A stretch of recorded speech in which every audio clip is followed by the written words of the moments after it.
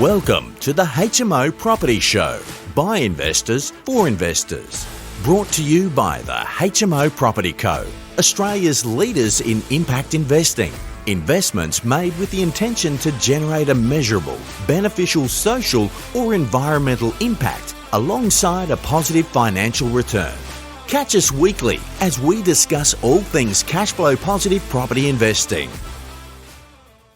Welcome back to the HMO Property Show. I'm your host Neil Gibb, and this week we've got an area expert, and it's my favourite real estate agent from Victoria Park. It's Mr. Derek Baston. Derek? Yes, you're too kind, Neil. Thank you, mate. Thanks for having me. Now, each month, every 4 weeks, we're going to bring in an area expert to talk about the suburb, to give the listeners a bit of background on the suburb itself, where it's been, where it is now, and where it's going to go in the future.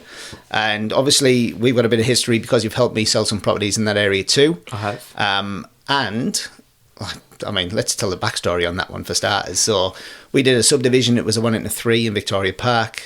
We brought Derek through. And at the time, it was just before COVID.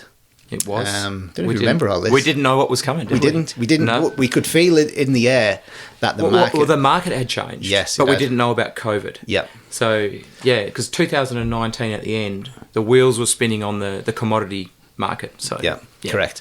And we could feel it in the air. It was like it was just about to go, and then COVID kicked in, and we got the offer signed up on the property just before COVID kicked in, which was great.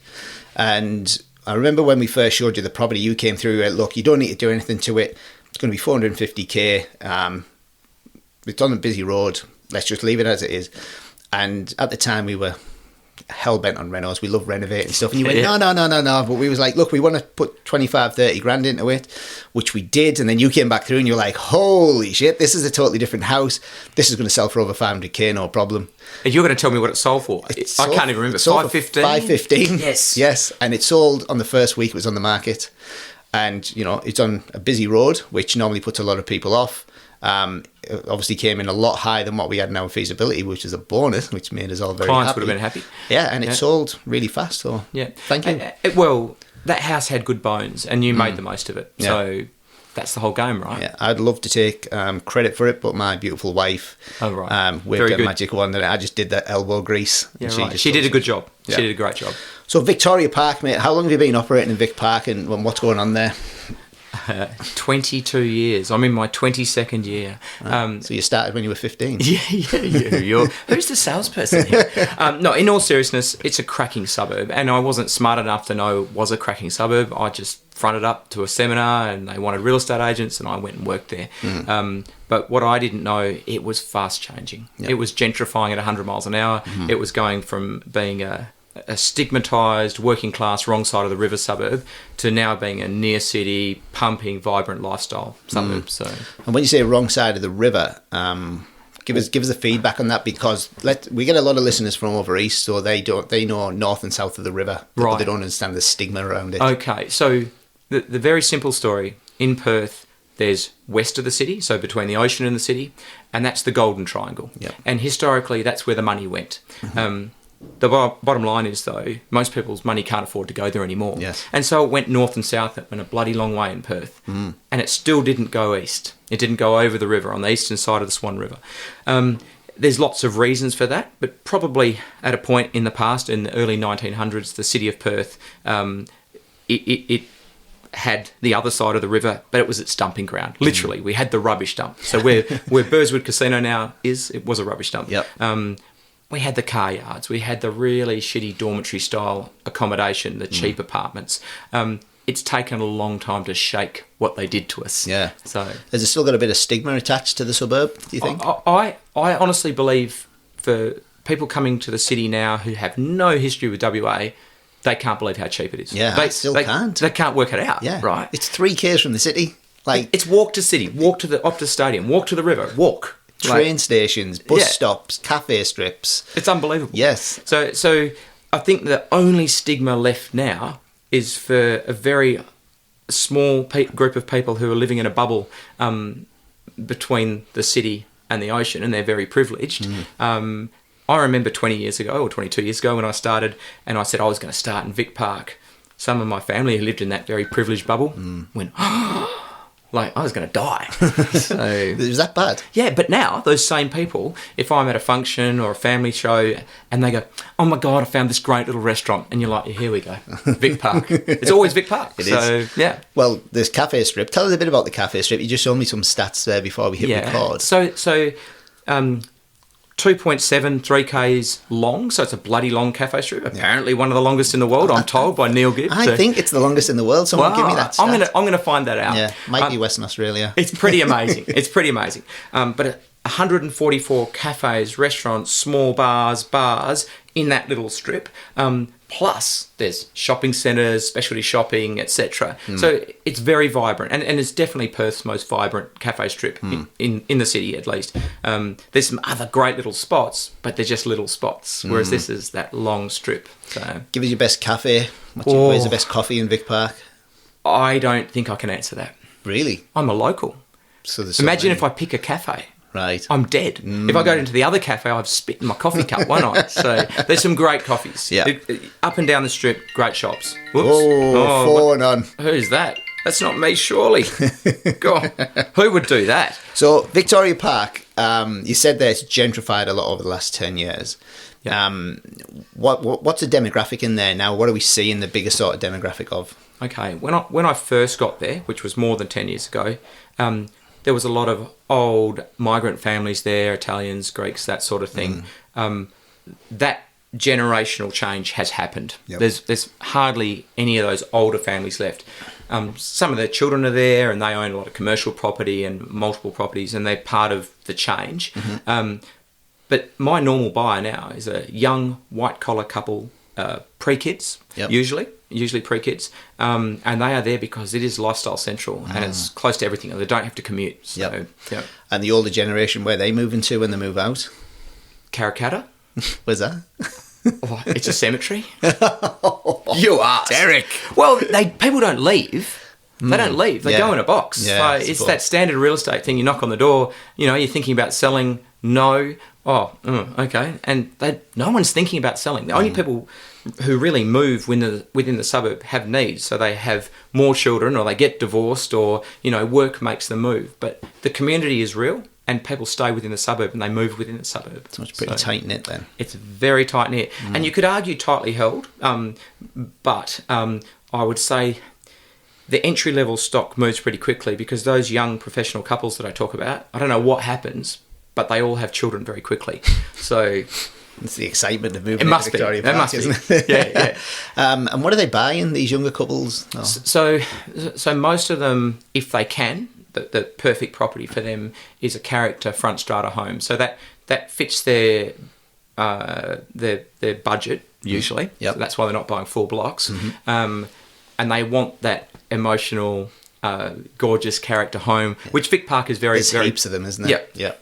And there's some good renovators there as well, isn't there? Absolutely. There's a lot of opportunity, Yeah. and it's kind of worth putting money into them, because it's not as though there's not a ready market and they can't make more of them. The law of scarcity says, buy things that you can't make more of. So Yep. So where are we sitting in the way of median house price now? So I had a quick look at this morning, because I know that CoreLogic says something different to REWA, but basically it's mid-sevens. Mid-sevens. And what does that get you? Well, so mid-sevens, if you're buying for yield, you're buying townhouses, good townhouses, because cheap townhouses are 680, but you're not saying you don't want them, but a good townhouse has more living areas, bigger bedrooms, bigger bathrooms, better parking, better proximity to the strip, and that will be in that 750, 780 range. Or it buys you, if you're fortunate, an old house that's not renovated in any way, usually, and a bit of dirt. And I know it's on your list, so I might just keep my mouth shut. But we'll see where we go with this. I've got an answer for you. Yep. Yeah. And so that's what we're getting in the median there. There's a lot of apartments popped up there as well, isn't it? There's the one above is it the Boston Brewery? Yeah. So the Vic Quarter, they're pretty good product, to be fair. And they were the fastest selling apartments in Perth for many, many, many years. But to the credit of that particular developer, they were in a privileged position where they didn't have to do pre-sales. Yeah. And there was no competition, really, was there? That was probably the newest apartment block Vic Park had seen for a long time. And they walked all the buyers through the door. Now, I'm going to get in a lot of trouble here. I need to get rid of this phone. So they had a home open, like a traditional home open, and they took buyers through the finished product, and they sold 3/4 of it instantly. Wow. Which is gobsmacking. So they didn't need pre-sales? No, because Incredible. the person who owned it, yes. I'm not going to tell too many stories. What a but privilege, eh? Yes, he did. That's a pretty big development. Yeah, it could have been a number between 40 and 60 million. I don't really know, but very deep pockets. Yeah. Okay. What did the median house price buy you 10 years ago? What was it? It's a very good question. I should know. It was 596,000. Yep. 10 years ago. So 10 years, we've gone from 596 to 720. Well, yeah, 720, 750, depending on whose stats you're looking at. And we've got to consider that, we went through one of the longest downturns the Perth market's ever seen. Yeah, that was pretty grim. Yeah. Yep. So we've still seen growth in that 10 years. Yeah, all absolutely. We've seen growth in that 10 years, and it didn't just fall off a cliff.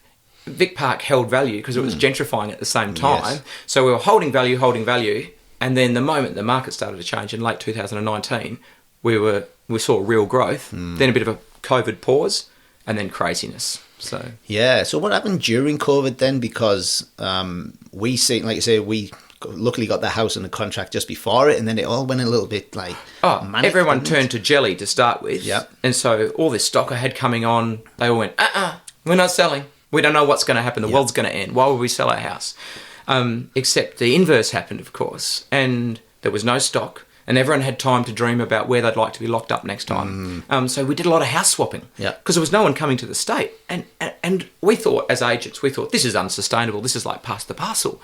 It just hasn't stopped. So because now we've got people on top of that coming to the state because of where we are in the commodity cycle. Okay. And are we seeing, you mentioned there when COVID kicked in, a lot of people sort of sat on the fence because there was uncertainty in the market. Definitely. Are we seeing that now with interest rate rises? Oh, yeah, that's a really good question.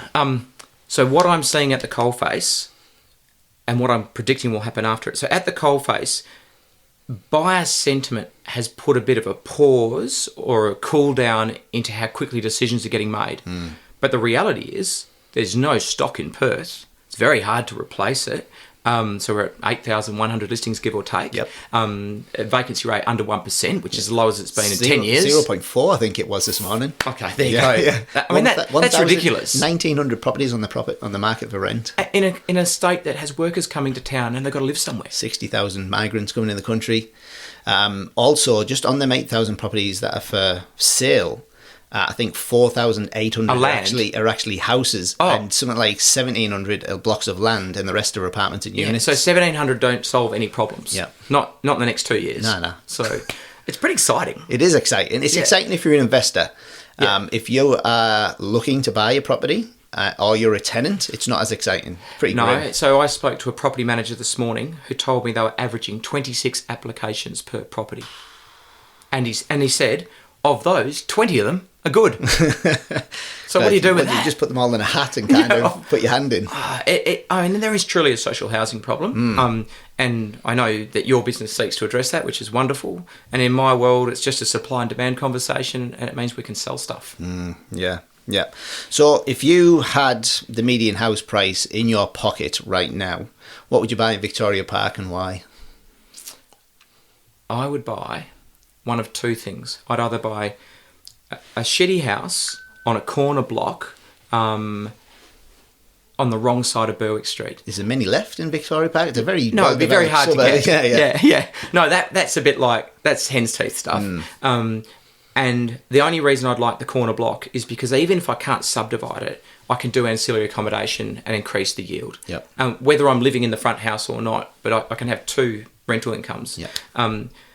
If it was just about buying a no-touch solution where I don't put any more input, I'd buy a big 3x2 townhouse well located between Albany and Berwick, because I just know that they're a no-brainer. Owner-occupiers will buy them and they rent fantastically. So, yeah. You mentioned earlier as well, there was a lot of renters in the suburb at one point. Now that's gentrified, more owner-occupiers have come in. Correct. Which is a good sign for investment as well, because owner-occupiers generally drive up prices of properties. They do, because when you have more owner-occupiers in the area, ultimately that means there's more buyers than there is stock on any given day, and that's kind of the definition of a Bluechip suburb. Yeah.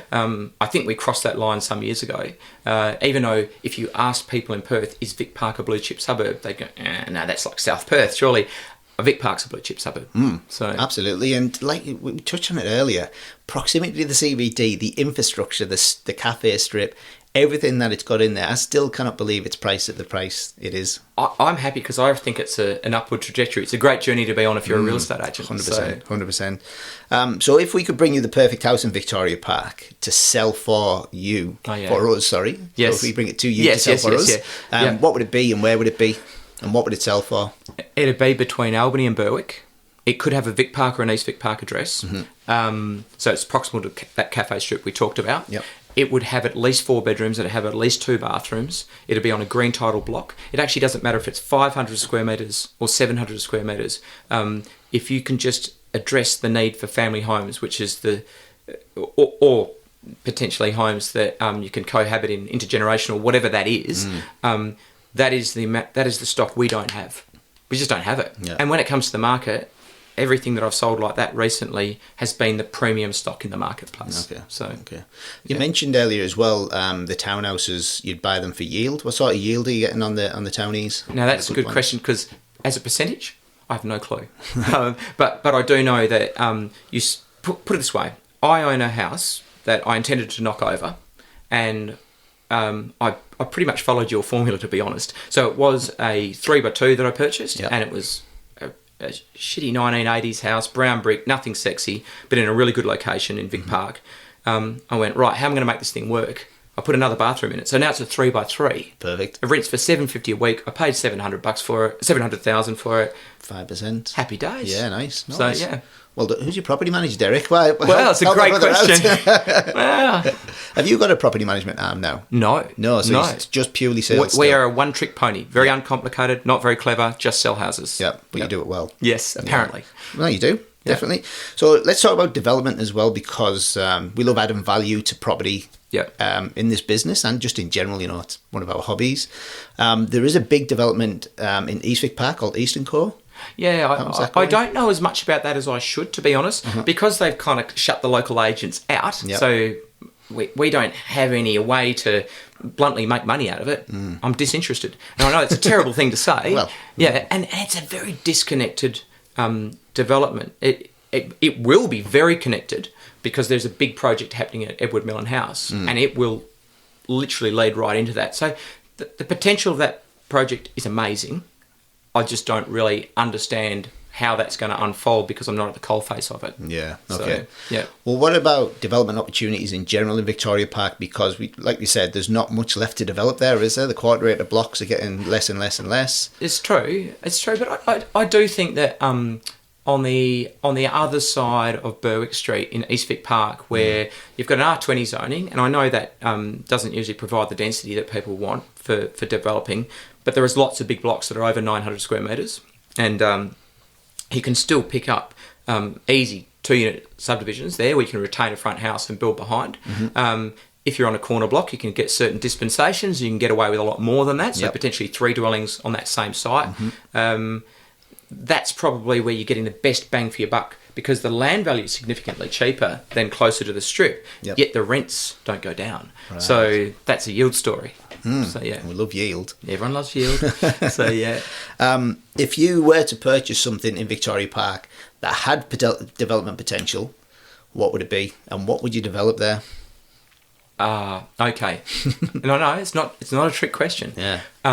If I could get it, because very, very tough, it would be a quarter acre in Raphael Park Precinct. So that's down the bottom end of Vic Park, near the river, so near the city, closer to the city. Still proximal to the cafe strip. And if I could get that quarter acre there, I would build 3 because it's R30 zone predominantly. There's some R40 as well, but there is actually some R60. But anyway, if I could get it, R30, and I'd build big 4-bedroom, 3-bathroom homes, double lock-up.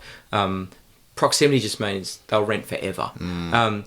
If you go the next step, so I'd do it as a hold thing, that would be my preference. But if I was going to do it to sell, you can afford to up-spec that stuff. And so even in the life cycle of an investment, you could do it as a hold, then kind of put some bling on it at the end. because the owner-occupier demand is huge. Yeah.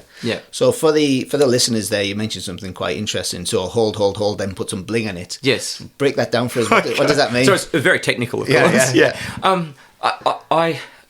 There's, and I don't know how this goes with your philosophy, but there's what you do for the rental market, which doesn't mean you're building lesser quality homes, but you're building robust homes that don't have to be on trend. They have to be reasonably neutral. They have to be hard wearing. The common areas have to have, they have to deal with some attrition. Yep.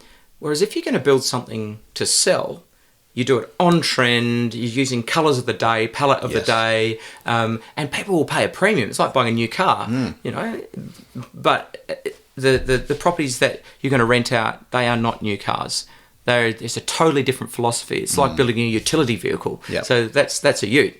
And this one here is a Mercedes. But if you've got a ute that you can convert to a Mercedes when you need to, hallelujah. Perfect. So, love it. So we've essentially, we're building investment stock to a specific standard, which isn't necessarily for owner-occupiers. We don't want to overcapitalise. Correct. And spend $900,000 on a property that we could probably do the same for $700,000. Absolutely. And rent for virtually the same. Yeah. Okay. If you can pull that off, that's the perfect scenario. Yeah. So awesome. Yeah. You've touched on East Vic Park a little bit as well. Now, Victoria Park is a suburb. It's also local government. Yes, correct. The local government covers quite a few suburbs as well, doesn't it? Yes, it does. So we've got Lathlane, Burswood, St James, East Vic Park, Carlisle, and Vic Park. Which would you say is the best suburb of them in that government?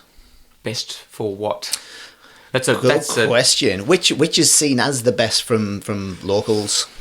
I keep talking about that strip between Albany Highway and Berwick Street, and that runs through Vic Park and East Vic Park.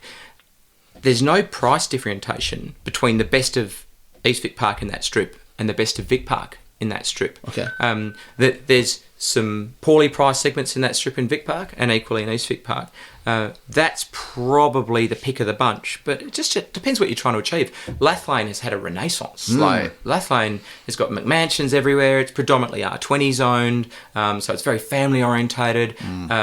Obviously they're carrying a bit of a stigma with the Eagles moving in. Yes. But, you got to have a handicap. So I'm guessing you're a Dockers fan? Yeah, you're very bright. Yes. So I was leaning more towards the Lathlane thing because I speak to a lot of people who believe Lathlane is a premium suburb compared to the surroundings. This is true. It's a premium compared to kind of everywhere around it. It's a premium to. It's an island, yeah. Lathlane, and it's bizarre. Really, it shouldn't be like that, but it is an island, which means commuters don't go through it. You've got the railway line and Orrong Road and Roberts Road that mean that it's a very it's a little bubble. It's nice. So we've also got the train line that runs from the CBD down and goes down to Armadale. Yep. There's some infrastructure upgrades going on that train line, so isn't there? Metronet's going to be a pretty major project, and the renewal, particularly of Oak Street Station and Carlisle Station, could be a game changer. For the back end of East Vic Park, if you were going to have a punt on a high growth area, the back end of East Vic Park near the Oak Street train station has been undervalued because of the Oak Street train station and the way that hasn't been a particularly desirable little location. It needs gentrification badly. It needs renewal. Yep. Now it's coming at 100 miles an hour. Yes. I think are they sinking the train line down or are they raising it up? Oh, they're raising it up on high. Yeah, right. Yeah. It'd be interesting to see, won't it? Yeah, there's somewhere in Melbourne they've done the same thing. It's really split the community. There's a view that we're not doing it properly. There's also a view that it's going to be infinitely better than what we had, and it's going to open up an awful lot of land. Now, there's a debate coming about how that land gets used, because there's certain segments of the community who'd like to see a bit of, I'd call it median density, like terrace-style housing. I think that's the missing link. The missing middle. Yeah. Oh, thank you. That's what I call it. It is literally the missing link in Perth's property. Yeah. We don't do small lot living without stacking.